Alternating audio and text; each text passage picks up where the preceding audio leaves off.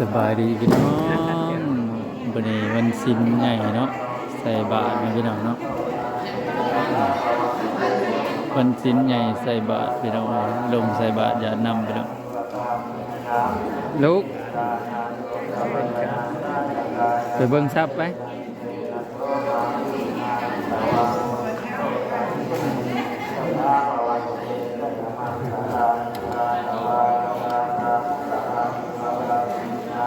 ในรอบหลายปีว่าลงเน็ตลงใส่ไป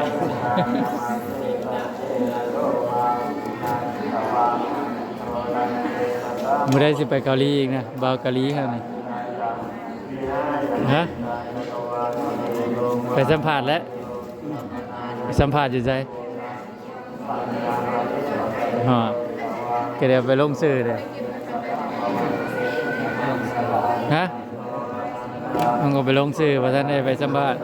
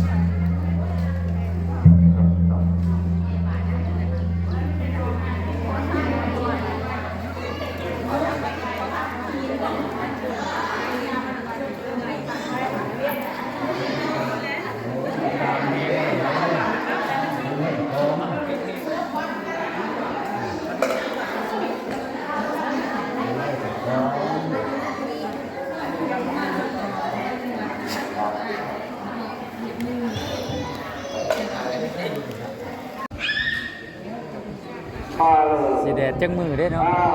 หลังจากข้าวคือใส่บาตรจากน้ำแล้วคุณหน้าตาตาเทียมเด้อพี่น้องเนาะไปจำเห็นแสงแดดอีกแล้วพี่น้องแสงแดดออกมาอะไรมันเขาตาทหารเป็นงานตาเอาไปที่เขาตรงนี้ตรงที่คือเขาไปต่อไปตลอดพี่น้องไปการไปเลยเลยตาให้เทียนที่พันแม่ที่เขามันก็ง่ายท่านผู้ใดนี้โดยที่ตีนะหันตาบรรยากาศลงใส่บาตร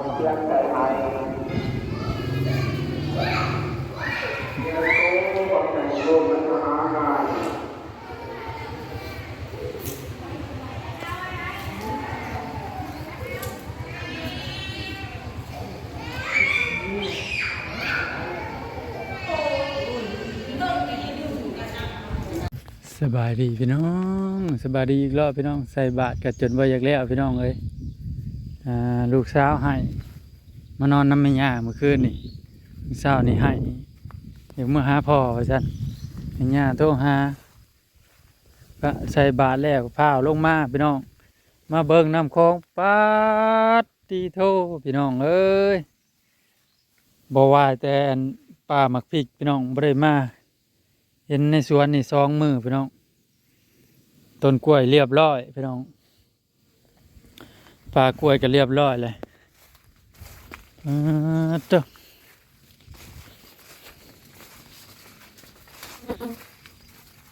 เรียบร้อยเบิดนี่ท่วมเบิดแล้วเหลือแต่โน่นเนี่ยจนโจ้อยู่นี่พี่น้องเอ้ยโธ่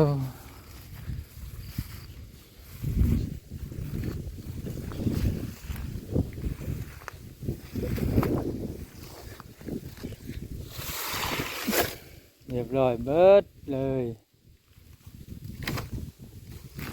จะแน่นเหือกับสีไลทิ้งนั่นแหละ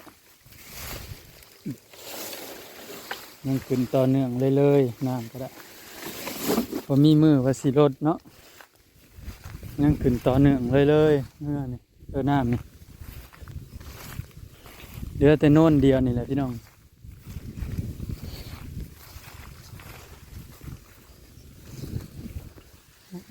ถุงขยะมีแต่ขยะไหลมาเกลื่อนอยู่นี่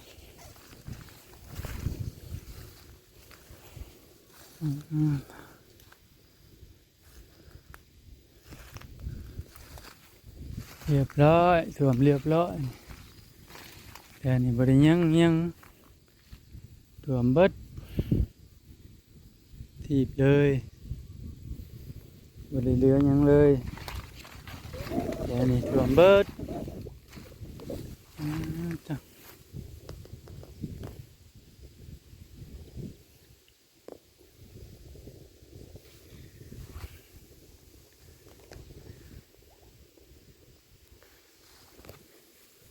พี่น้องมาสิพยายามมองได้พี่น้องไปบ้าน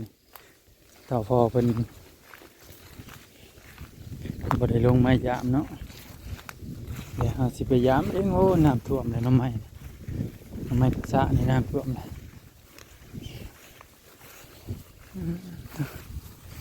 น้ำสิมาท่วมหญ้าแล้วกันนี่ผมก็หวานปุ๋ยใส่น้ำก็สิมาท่วมซะเนาะ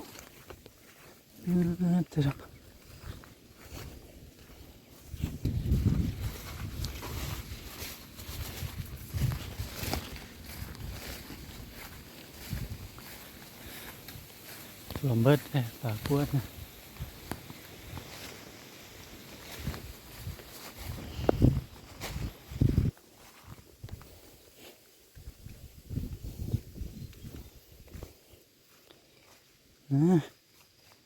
เหงื่อก็อ่องล่องอยู่นะ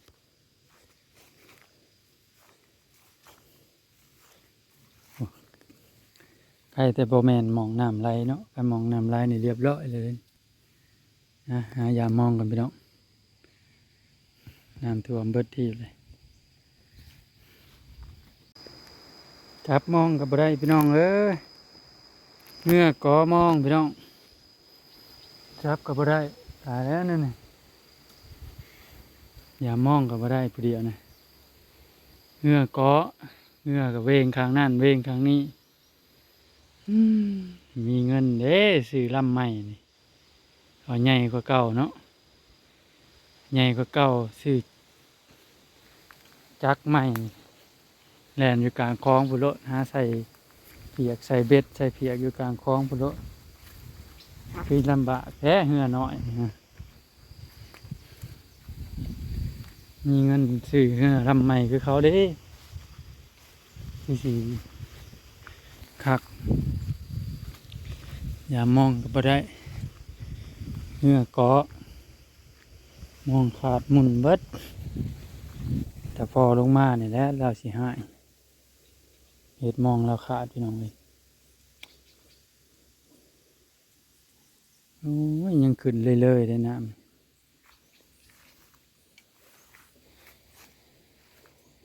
ยังขึ้นต่อเนื่องเลยน้ำบ่มีว่าสีลดยังขึ้นเลยพี่น้องเลยท่วมต้นกล้วยเลยท่วมปลากล้วยเลย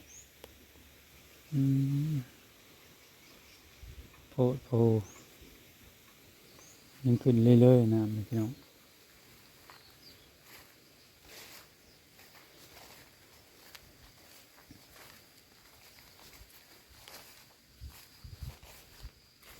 ทางปลาเขาบ่ให้เว้าแล้วพี่น้องเลยทางปลาเขาทางพี่ก็ไปท่วมหอดพี่ละพี่ท่วมหอดปลาพี่ละพี่น้องพี่โพดีน้ำขึ้นไวดีพี่น้องปีแรกนี่น้ำไม่ได้ขึ้นร้ายปานนี้ได้พี่น้องเลยปีแรกนี่ขึ้นท่วมน้อยนึงเขาก็ขึ้นท่วมบริปลายจำเขาก็ปีนี้ริบปลายพี่น้อง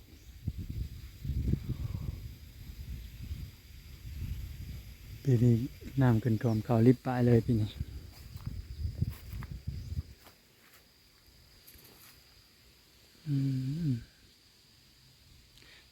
โพวันน้ำมาดีรอน้ำขึ้นไว้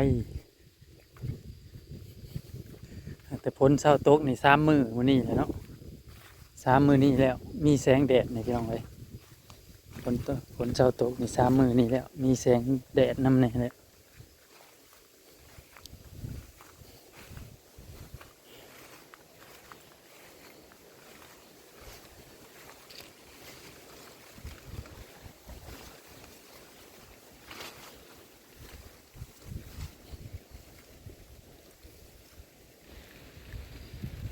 กล้วยกำลังฟื้นเนาะฟื้นจากง่วงหม่นเนาะวังแรกนะง่วงหม่นต้นกล้วยกำลังฟื้นบานมาเจอเข้าไปอีกโอ้เจอน้ำท่วมบาน